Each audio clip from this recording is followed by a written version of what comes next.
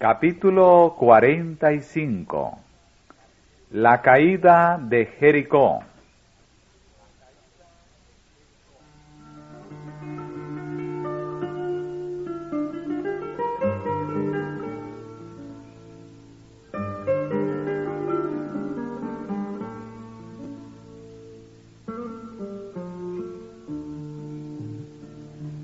Los hebreos habían entrado en la tierra de Canaán, pero no la habían subyugado, y a juzgar por las apariencias humanas, habría de ser larga y difícil la lucha para apoderarse de la tierra. La habitaba una raza poderosa, dispuesta a oponerse a la invasión de su territorio. Las varias tribus estaban unidas por su temor a un peligro común. Sus caballos y sus carros de guerra, construidos de hierro, su conocimiento del terreno y su preparación bélica les daban una gran ventaja. Además, la tierra estaba resguardada por fortalezas, por ciudades grandes y encastilladas hasta el cielo. Solo con la garantía de una fuerza que no era la suya, podían alentar los israelitas la esperanza de obtener éxito en el conflicto inminente.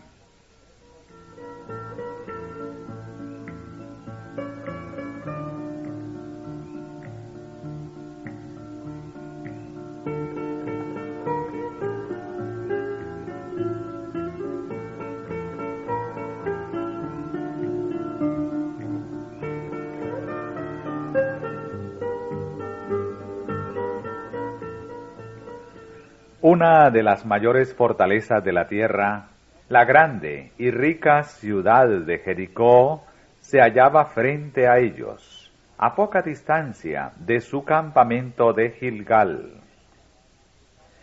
Situada en la margen de una llanura feraz, en que abundaban los ricos y diversos productos de los trópicos, esta ciudad orgullosa, cuyos palacios y templos eran morada del lujo y del vicio, desafiaba al Dios de Israel desde sus macizos baluartes. Jericó era una de las sedes principales de la idolatría y se dedicaba especialmente al culto de Astarte, diosa de la luna.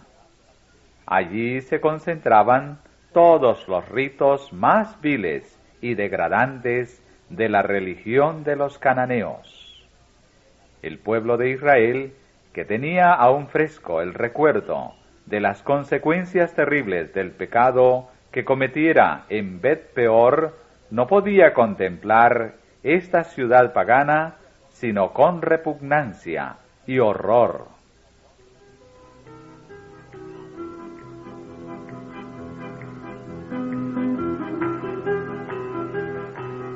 Josué veía que la toma de Jericó debía ser el primer paso en la conquista de Canaán, pero ante todo buscó una garantía de la dirección divina, y ella le fue concedida. Habiéndose retirado del campamento para meditar y pedir en oración que el Dios de Israel fuera delante de su pueblo, vio a un guerrero armado, de alta estatura y aspecto imponente, el cual tenía una espada desnuda en su mano. A la pregunta desafiante de Josué, ¿eres de los nuestros o de nuestros enemigos?, contestó, no, mas príncipe del ejército de Jehová, ahora he venido. La misma orden que se había dado a Moisés en Horeb, quita tus zapatos de tus pies, porque el lugar en que tú estás, tierra santa es, reveló el carácter verdadero del misterioso forastero. Era Cristo, el sublime, quien estaba delante del jefe de Israel. Dominado por santo temor, Josué cayó sobre su rostro, adoró y tras oír la promesa, mira, yo he entregado en tu mano a Jericó y a su rey, con sus varones de guerra. Recibió instrucciones respecto a la toma de la ciudad.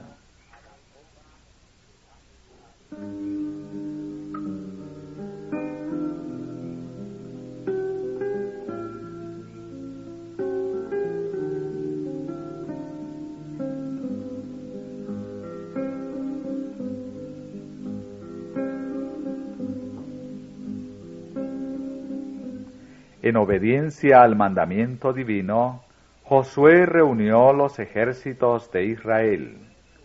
No debían emprender asalto alguno, solo debían marchar alrededor de la ciudad, llevando el arca de Dios y tocando las bocinas. En primer lugar, venían los guerreros, o sea, un cuerpo de varones escogidos, no para vencer con su propia habilidad y valentía, sino por obediencia a las instrucciones dadas por Dios. Seguían 7 sacerdotes con trompetas. Luego el arca de Dios, rodeada de una aureola de gloria divina, era llevada por sacerdotes ataviados con las vestiduras de su santo cargo. Seguía el ejército de Israel con cada tribu bajo su estandarte. Tal era la procesión que rodeaba la ciudad condenada. No se oía otro sonido que el de los pasos de aquella hueste numerosa y el solemne tañido de las trompetas que repercutía entre las colinas y resonaba por las calles de Jericó. Una vez dada la vuelta, el ejército volvía silenciosamente a sus tiendas, y el arca se colocaba nuevamente en su sitio, en el tabernáculo.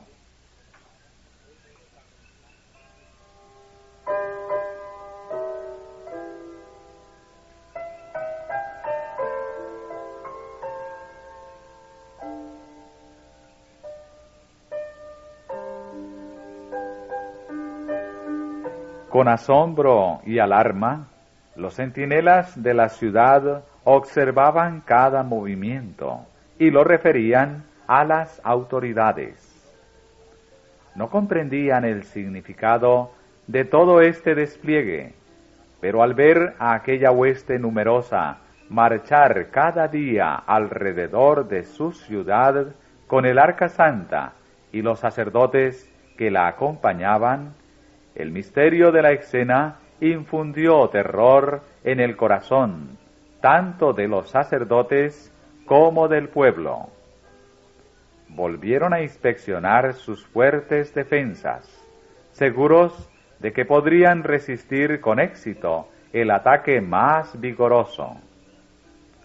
Muchos se burlaban de la idea de que estas demostraciones singulares pudieran hacerles daño.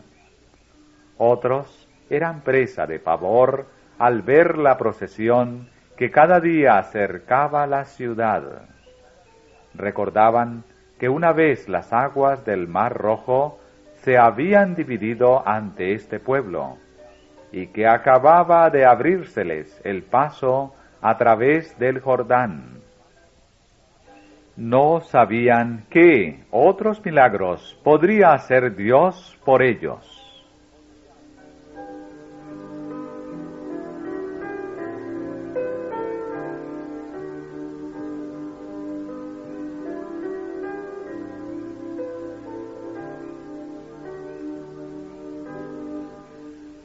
Durante 6 días, la hueste de Israel dio una vuelta por día alrededor de la ciudad. Llegó el 7º día, y al primer rayo del sol naciente, Josué movilizó los ejércitos del Señor. Les dio la orden de marchar 7 veces alrededor de Jericó, y cuando oyesen el fuerte tañido de las trompetas, gritasen en alta voz, porque Dios les había dado la ciudad.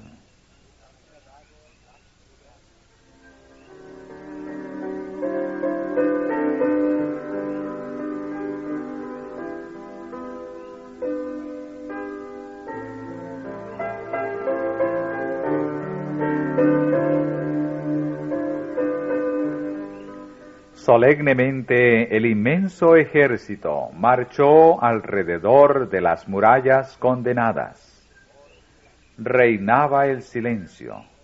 Sólo se oía el paso lento y uniforme de muchos pies y el sonido ocasional de las trompetas que perturbaba la tranquilidad de la madrugada.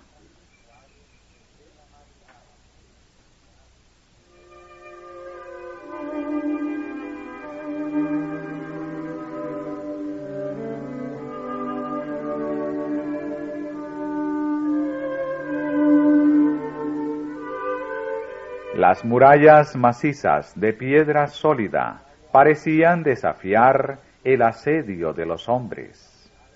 Los que vigilaban en las murallas observaron con temor creciente que cuando terminó la primera vuelta, se realizó la segunda, y luego la tercera, la cuarta, la quinta y la sexta. ¿Qué objeto podrían tener estos movimientos misteriosos? ¿Qué gran acontecimiento estaría a punto de producirse? No tuvieron que esperar mucho tiempo. Cuando acabó la séptima vuelta, la larga procesión hizo alto. Las trompetas, que por algún tiempo habían callado, prorrumpieron ahora en un ruido atronador que hizo temblar la tierra misma. Las paredes de piedra sólida, con sus torres y almenas macizas, se estremecieron y se levantaron de sus cimientos y con grande estruendo cayeron desplomadas a tierra en ruinas. Los habitantes de Jericó quedaron paralizados de terror, y los ejércitos de Israel penetraron en la ciudad y tomaron posesión de ella.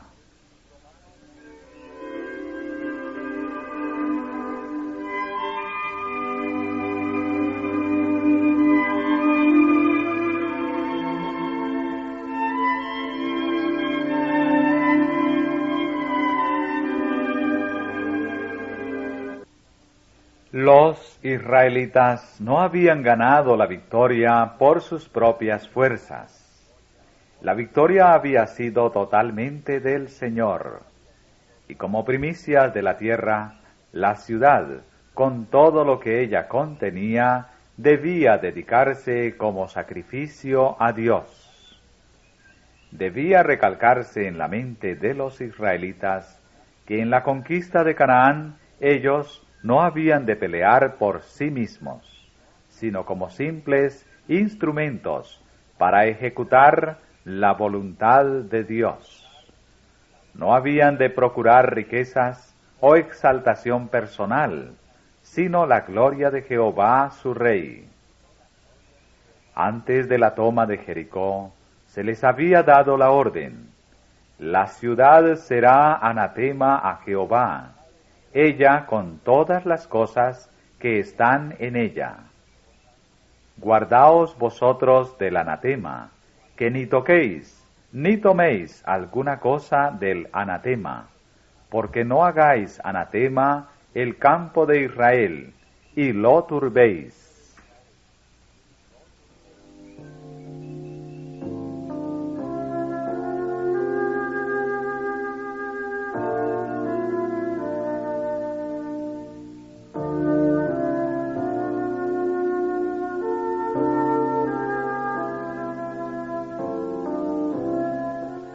Todos los habitantes de la ciudad, con toda alma viviente que contenía, hombres y mujeres, mozos y viejos, hasta los bueyes y ovejas y asnos, fueron pasados a cuchillo. Sólo la fiel Raac, con todos los de su casa, se salvó en cumplimiento de la promesa hecha por los espías. La ciudad misma fue incendiada, sus palacios y sus templos, sus magníficas moradas, con todo su moblaje de lujo, las ricas cortinas y la costosa indumentaria, todo fue entregado a las llamas. Lo que no pudo ser destruido por el fuego, toda la plata y el oro, y vasos de metal y de hierro, había de dedicarse al servicio del tabernáculo. El sitio mismo de la ciudad fue maldito. Jamás se había de construir a Jericó como fortaleza. Una amenaza de severos castigos pesaba sobre cualquiera que intentase restaurar las murallas destruidas por el poder divino. Se hizo la solemne declaración en presencia de todo Israel: maldito delante de Jehová el hombre que se levantare y reedificare esta ciudad de Jericó. En su primogénito eche sus cimientos, y en su menor asiente sus puertas.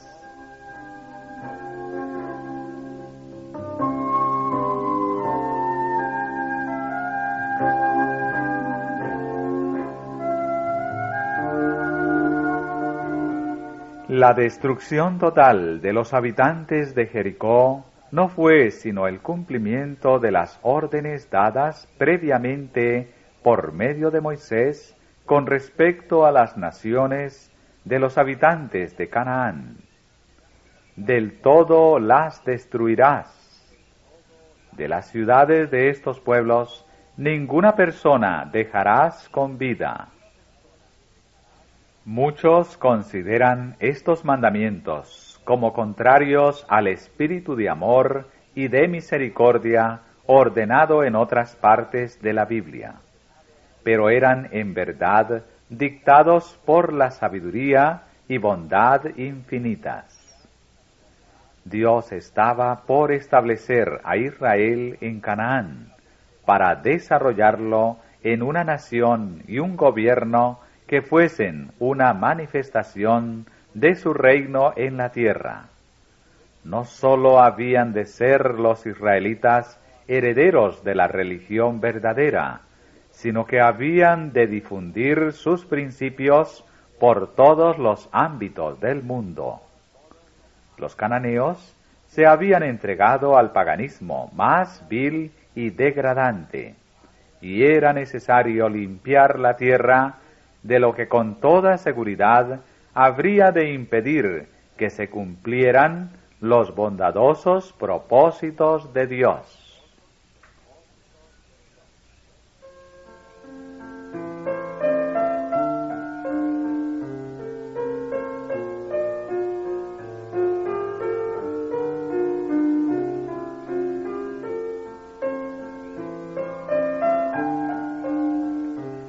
A los habitantes de Canaán se les habían otorgado amplias oportunidades de arrepentirse. 40 años antes, la apertura del Mar Rojo y los juicios caídos sobre Egipto habían atestiguado el poder supremo del Dios de Israel. Y ahora la derrota de los reyes de Madián, Galaad y Basán había recalcado aún más que Jehová superaba a todos los dioses. Los juicios que cayeron sobre Israel a causa de su participación en los ritos abominables de Baal Peor habían demostrado cuán santo es el carácter de Jehová y cuánto aborrece la impureza. Los habitantes de Jericó conocían todos estos acontecimientos, y eran muchos los que, aunque se negaban a obedecerla, participaban de la convicción de Raag, de que Jehová, el Dios de Israel, era Dios arriba en el cielo y abajo en la tierra. Como los antediluvianos, los cananeos vivían solo para blasfemar contra el cielo y corromper la tierra. tanto el amor como la justicia exigían la pronta ejecución de estos rebeldes contra Dios y enemigos del hombre.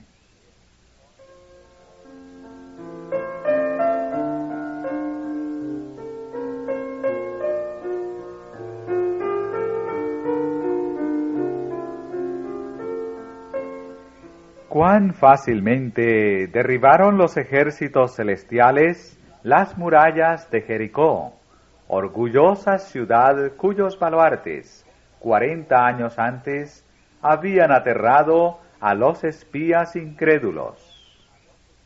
El poderoso de Israel había dicho: he entregado en tu mano a Jericó. Y contra esa palabra fueron impotentes las fuerzas humanas.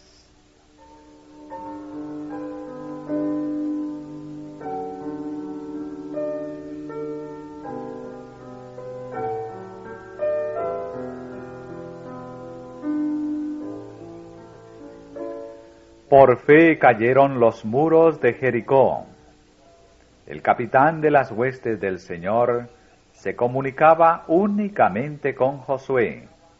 No se revelaba a toda la congregación, y a ésta le tocaba creer o no creer en las palabras de Josué, obedecer los mandamientos que daba en el nombre del Señor o negar su autoridad. No podían ver el ejército de ángeles que les asistían a ellos bajo la jefatura del Hijo de Dios. Hubieran podido discurrir: cuán poco sentido tienen estos movimientos y cuán ridículo es dar diariamente la vuelta alrededor de las murallas de la ciudad y tocar las bocinas de cuernos de carneros. Esto no puede tener efecto alguno sobre estas altas fortificaciones. Pero el plan mismo de continuar con esta ceremonia durante tanto tiempo antes de la caída final de las murallas, dio a los israelitas ocasión para desarrollar su fe. Había de hacerles comprender que su fuerza no dependía de la sabiduría del hombre, ni de su poder, sino únicamente del Dios de su salvación. Debían acostumbrarse así a confiar enteramente en su jefe divino.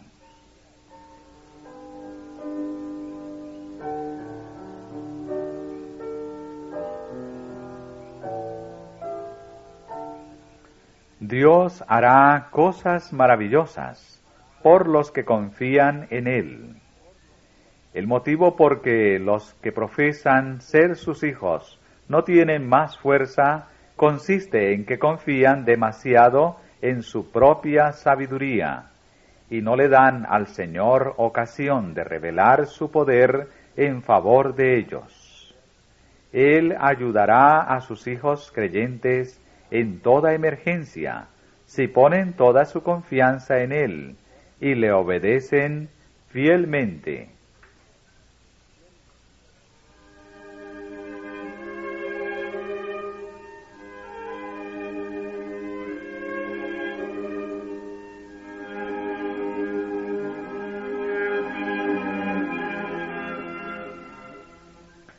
Poco después de la caída de Jericó, Josué decidió atacar a Ai, ciudad pequeña situada entre las hondonadas a pocos kilómetros al oeste del Valle del Jordán. Los espías que se enviaron a este sitio trajeron el informe de que los habitantes eran pocos y que bastaría una fuerza pequeña para conquistarla.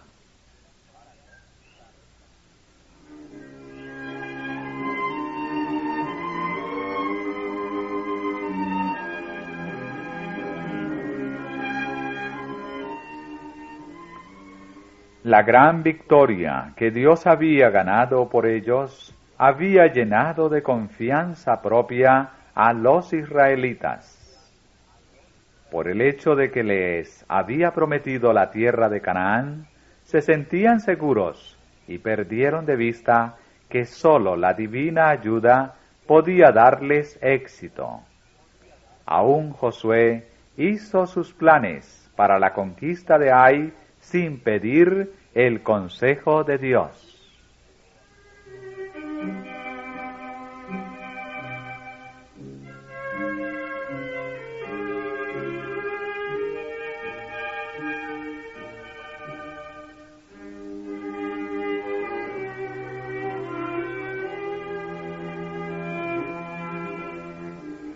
Los israelitas habían comenzado a ensalzar su propia fuerza y a mirar despectivamente a sus enemigos. Esperaban obtener la victoria con facilidad y creyeron que bastarían 3,000 hombres para tomar el lugar. Estos se precipitaron al ataque sin tener la seguridad de que Dios estaría con ellos. Avanzaron hasta muy cerca de las puertas de la ciudad, tan solo para encontrarse con la más resuelta resistencia. Dominados por el pánico que les infundieron el crecido número y la preparación esmerada de sus enemigos, huyeron confusamente por la escarpada bajada. Los cananeos los persiguieron vivamente y siguiéronlos desde la puerta y los rompieron en la bajada. Aunque la pérdida fue pequeña en cuanto al número de hombres, pues sólo 36 hombres perecieron, la derrota descorazonó a toda la congregación, por lo que se disolvió el corazón del pueblo y vino a ser como agua. Era la primera vez que se habían encontrado con los cananeos en batalla campal, y si habían huido ante los defensores de esa ciudad pequeña, ¿cuál sería el resultado de las grandes batallas que les esperaban?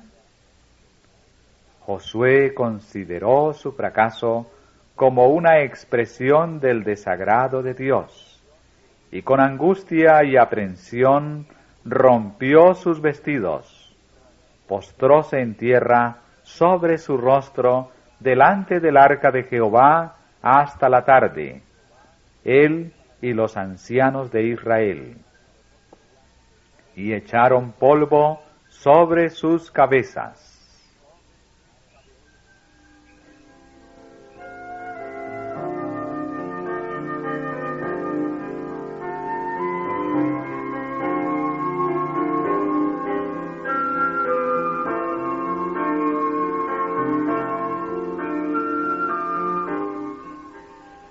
«Ah, Señor Jehová», exclamaba, «¿por qué hiciste pasar a este pueblo el Jordán para entregarnos en las manos de los amorreos que nos destruyan? Ay, Señor, ¿qué diré ya que Israel ha vuelto las espaldas delante de sus enemigos? Porque los cananeos y todos los moradores de la tierra oirán y nos cercarán y raerán nuestro nombre de sobre la tierra. Entonces, ¿qué harás tú a tu grande nombre?»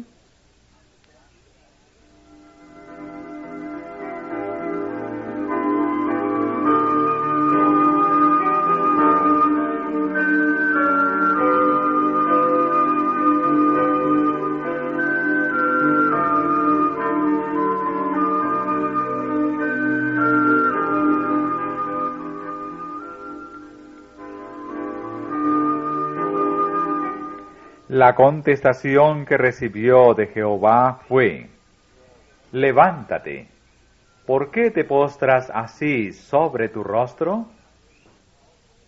Israel ha quebrantado mi pacto que yo les había mandado». El momento requería medidas rápidas y resueltas, y no desesperación y lamentos. Había un pecado secreto en el campamento, y era preciso buscarlo y eliminarlo antes que la presencia y la bendición del Señor pudieran acompañar a su pueblo. No seré más con vosotros, si no destruyeseis el anatema de en medio de vosotros.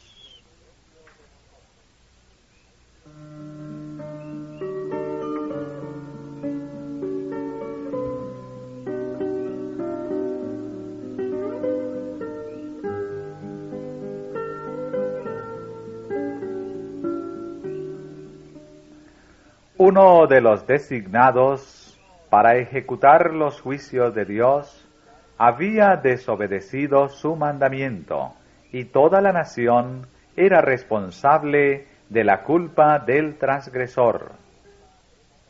Pues aún han tomado del anatema, y hasta han hurtado, y también han mentido. Se le indicó a Josué cómo había de descubrir y castigar al criminal. Este se había de determinar por medio de la suerte. No se señaló directamente al pecador, sino que el asunto permaneció en duda por algún tiempo, a fin de que el pueblo se percatase de su responsabilidad por los pecados que existían en su medio, y se sintiese inducido a escudriñar sus corazones y a humillarse delante de Dios.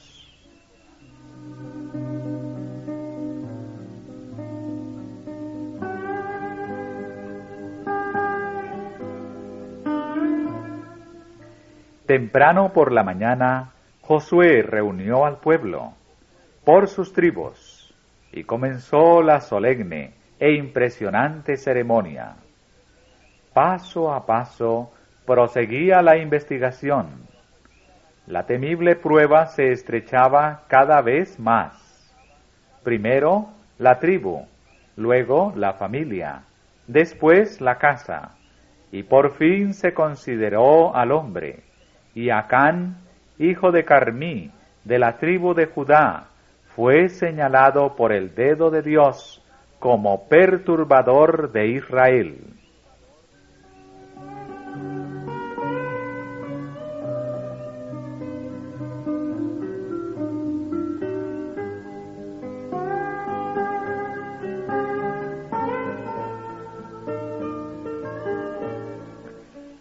Para establecer su culpabilidad en forma indisputable, que no dejase motivo alguno para pensar que se lo había condenado injustamente, Josué exhortó solemnemente a Acán para que reconociera la verdad. El miserable culpable hizo una confesión completa de su falta. Verdaderamente yo he pecado contra Jehová, el Dios de Israel. Vi entre los despojos un manto babilónico muy bueno, y 200 siclos de plata, y un changote de oro, de peso de 50 siclos, lo cual codicié y tomé, y he aquí que está escondido debajo de tierra en el medio de mi tienda.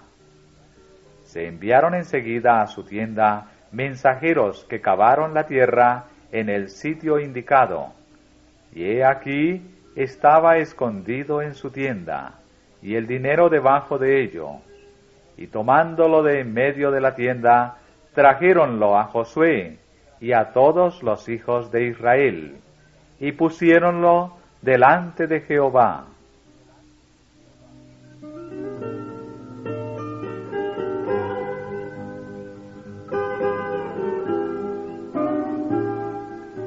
La sentencia fue pronunciada y ejecutada inmediatamente. ¿Por qué nos has turbado? Dijo Josué. Túrbete Jehová en este día. Como el pueblo había sido hecho responsable del pecado de Acán y había sufrido en consecuencia, debía ahora, por medio de sus representantes, tomar parte en el castigo. Y todo Israel le mató a pedradas.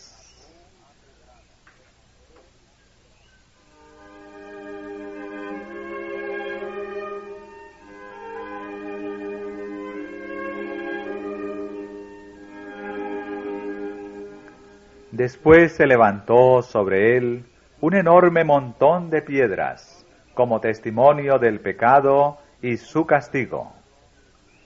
Por esto fue llamado aquel lugar el Valle de Acor, lo que quiere decir turbación.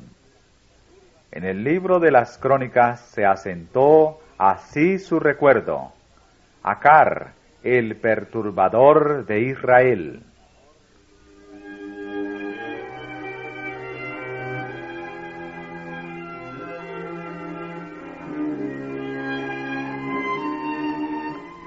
Acán cometió su pecado en desafío de las advertencias más directas y solemnes y de las manifestaciones más poderosas de la omnipotencia de Dios.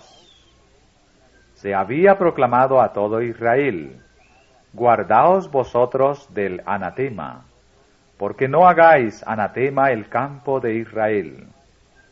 Se le dio este mandamiento inmediatamente después del milagroso cruce del Jordán, después que el pacto de Dios fuera reconocido mediante la circuncisión del pueblo, y después que se observara la Pascua y apareciera el ángel del pacto, el capitán de la hueste del Señor.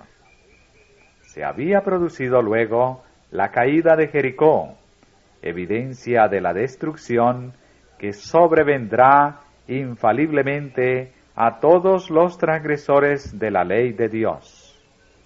El hecho de que el poder divino era lo único que había dado la victoria a Israel, y éste no había alcanzado, por lo tanto, la posesión de Jericó por sus propias fuerzas, daba un peso solemne al mandamiento que prohibía tomar despojos. Por el poder de su palabra, Dios había derrocado esta fortaleza. La conquista era suya, y sólo a él debía dedicarse la ciudad con todo lo que contenía.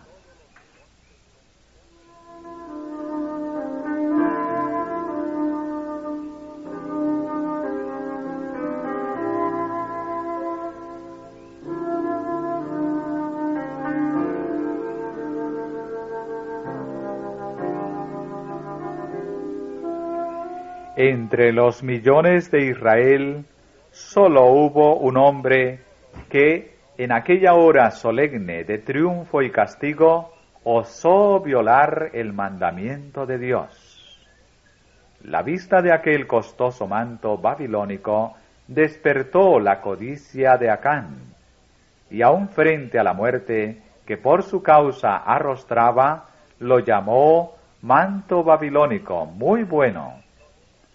Un pecado le había llevado a cometer otro, y se adueñó del oro y la plata dedicados al tesoro del Señor. Le robó a Dios parte de las primicias de la tierra de Canaán.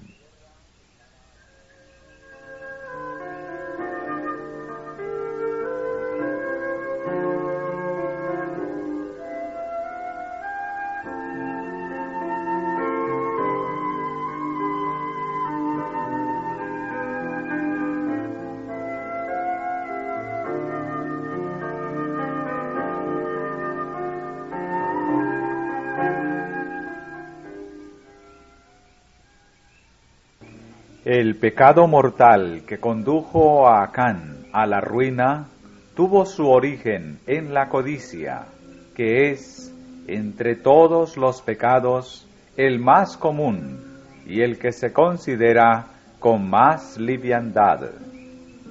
Mientras que otros pecados se averiguan y se castigan, cuán raro es que se censure siquiera la violación del 10º mandamiento.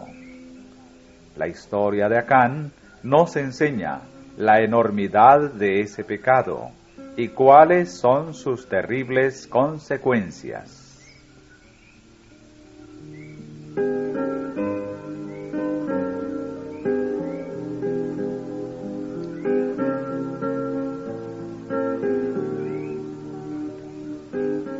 La codicia es un mal que se desarrolla gradualmente. Acán albergó avaricia en su corazón, hasta que ella se hizo hábito en él, y le ató con cadenas casi imposibles de romper. Aunque fomentaba este mal, le habría horrorizado el pensamiento de que pudiera acarrear un desastre para Israel. Pero el pecado embotó su percepción, y cuando le sobrevino la tentación, cayó fácilmente.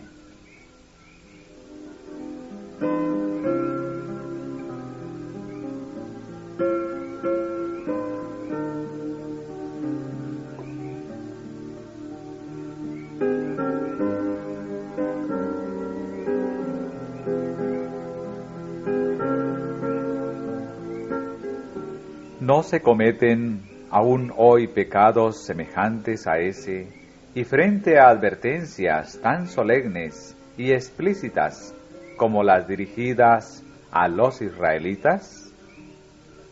Se nos prohíbe tan expresamente albergar la codicia como se le prohibió a Acán que tomara despojos en Jericó.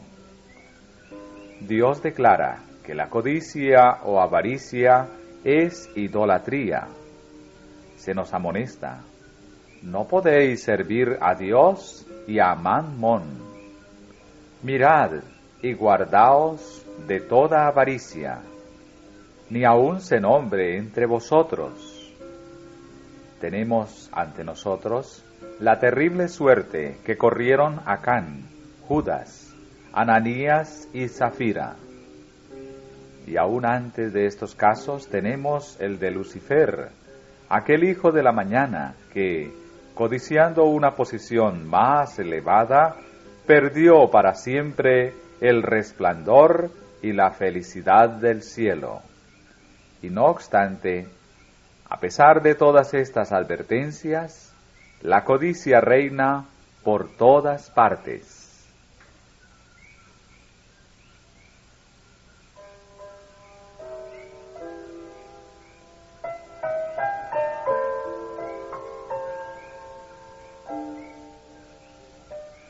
Por doquiera se ve su viscosa huella. Crea descontento y disensión en las familias. Despierta en los pobres envidia y odio contra los ricos, e induce a estos a tratar cruelmente a los pobres.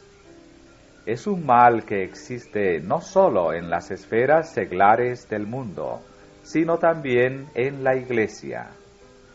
Cuán común es encontrar entre sus miembros egoísmo, avaricia, ambición, descuido de la caridad y retención de los diezmos y las primicias. Entre los miembros de la Iglesia que gozan del respeto y la consideración de los demás hay, desgraciadamente, muchos Acanes. Más de un hombre asiste ostentosamente al culto y se sienta a la mesa del Señor, mientras que entre sus bienes se ocultan ganancias ilícitas, cosas que Dios maldijo. A cambio de un buen manto babilónico, muchos sacrifican la aprobación de la conciencia y su esperanza del cielo. Muchos truecan su integridad y su capacidad para ser útiles por un saco de monedas de plata.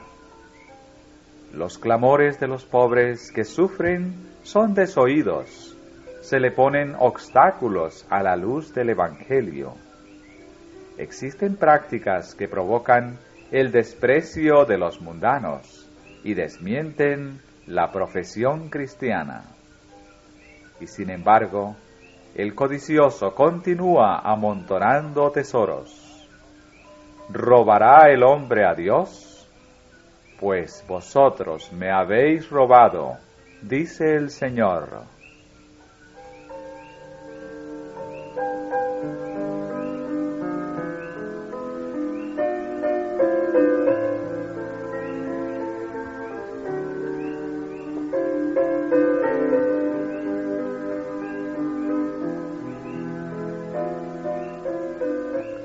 El pecado de Acán atrajo el desastre sobre toda la nación. Por el pecado de un hombre, el desagrado de Dios descansará sobre toda su iglesia hasta que la transgresión sea buscada, descubierta y eliminada. La influencia que más ha de temer la iglesia no es la de aquellos que se le oponen abiertamente, ni de los incrédulos y blasfemadores, sino la de los cristianos profesos e inconsecuentes. Estos son los que impiden que bajen las bendiciones del Dios de Israel y acarrean debilidad entre su pueblo.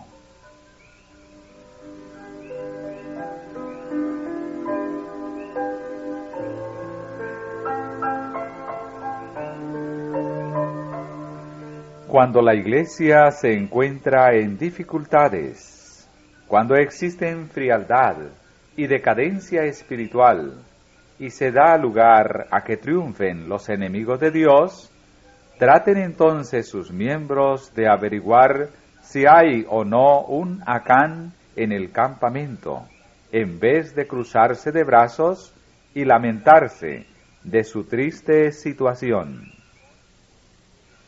Con humillación y con escudriñamiento de corazón, procure cada uno descubrir los pecados ocultos que vedan la presencia de Dios.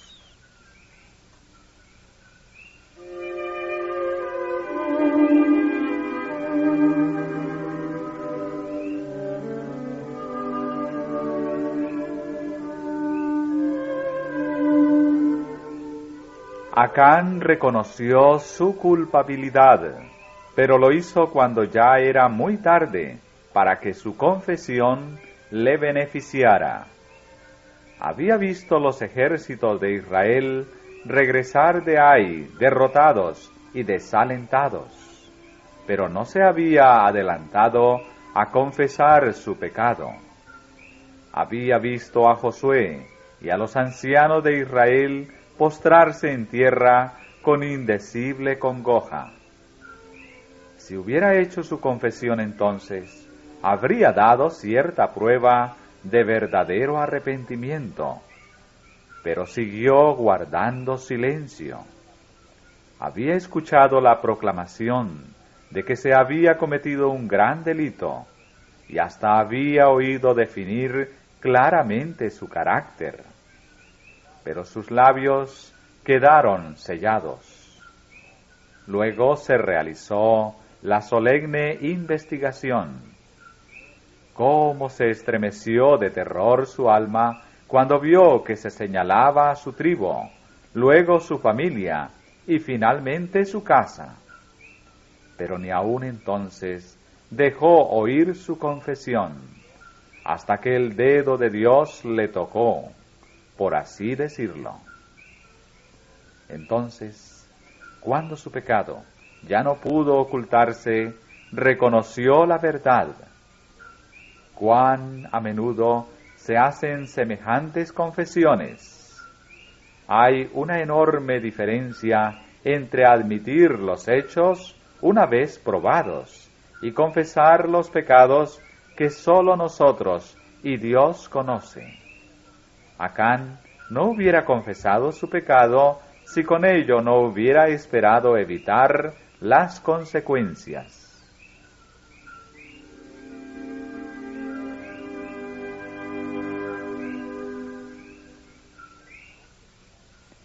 Pero su confesión sólo sirvió para demostrar que su castigo era justo. No se había arrepentido en verdad de su pecado. No había sentido contrición, ni cambiado de propósito, ni aborrecía lo malo. Así también formularán sus confesiones los culpables cuando estén delante del tribunal de Dios, después de que cada caso haya sido decidido para la vida o para la muerte.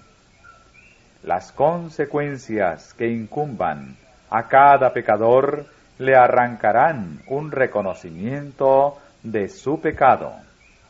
Lo impondrá a su alma el espanto sentido de condenación y la horrenda expectativa del juicio. Pero las tales confesiones no pueden salvar al pecador.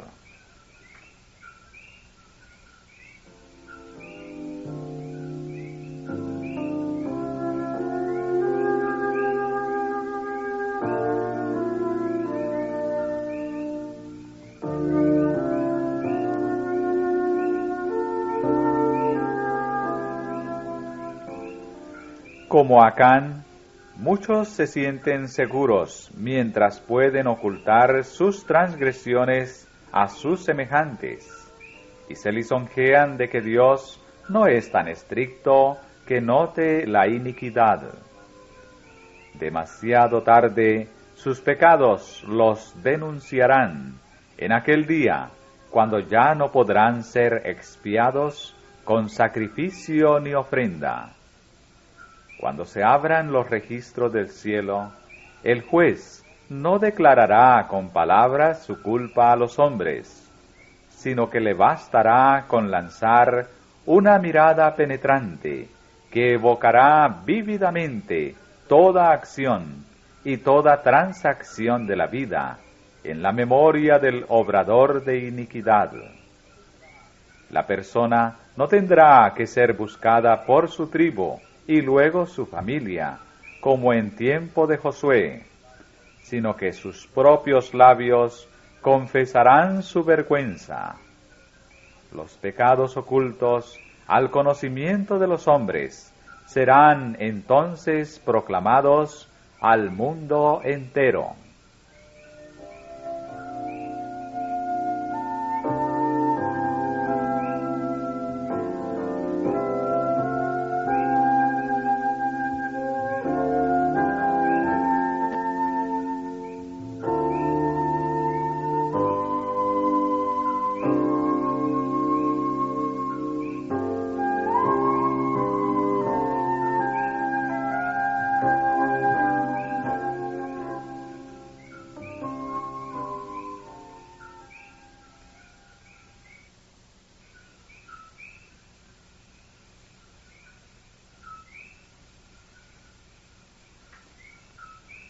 Garantía de una fuerza que no era la suya, podían alentar los israelitas la esperanza de obtener éxito en el conflicto inminente.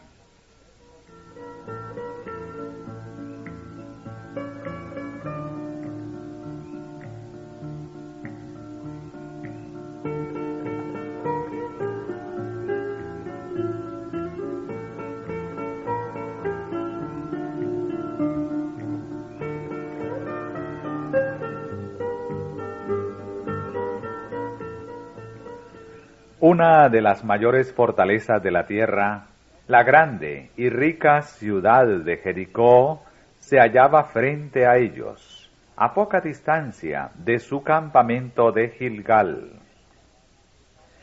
Situada en la margen de una llanura feraz, en que abundaban los ricos y diversos productos de los trópicos, esta ciudad orgullosa, cuyos palacios y templos eran morada del lujo y del vicio, desafiaba al Dios de Israel desde sus macizos baluartes. Jericó era una de las sedes principales de la idolatría y se dedicaba especialmente al culto de Astarte, diosa. Capítulo 45. La caída de Jericó.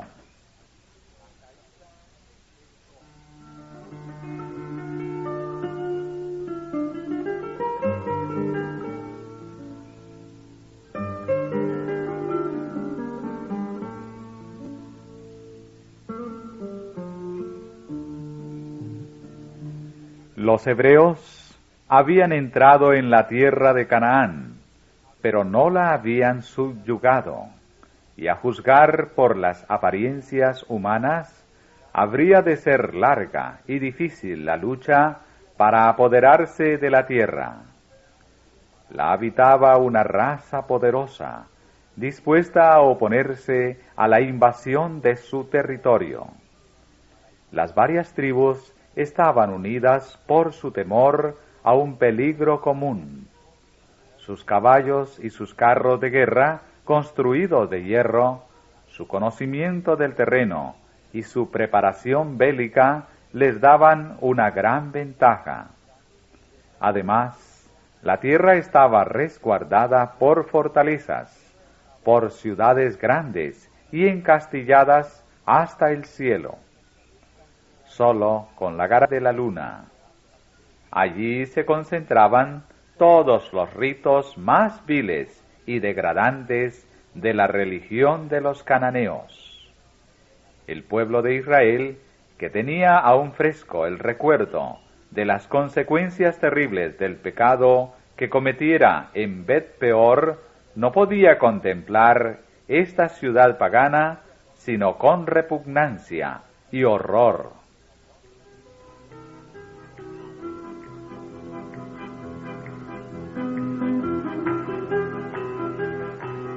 Josué veía que la toma de Jericó debía ser el primer paso en la conquista de Canaán, pero ante todo buscó una garantía de la dirección divina, y ella le fue concedida.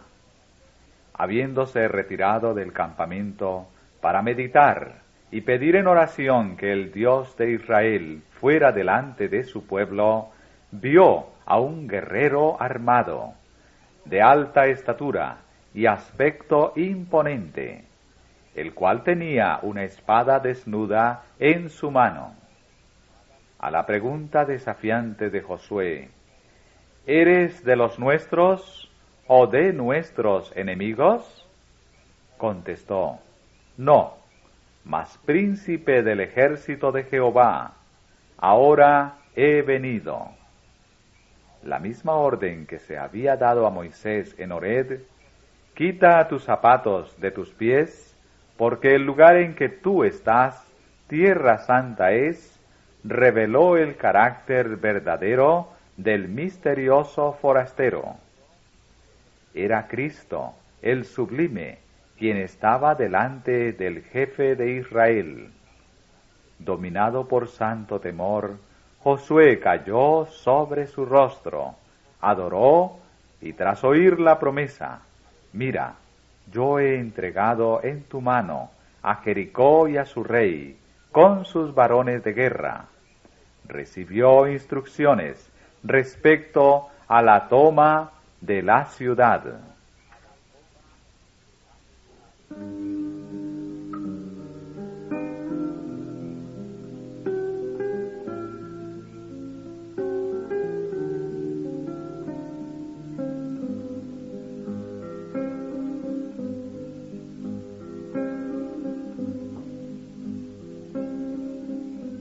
En obediencia al mandamiento divino, Josué reunió los ejércitos de Israel. No debían emprender asalto alguno, solo debían marchar alrededor de la ciudad, llevando el arca de Dios y tocando las bocinas.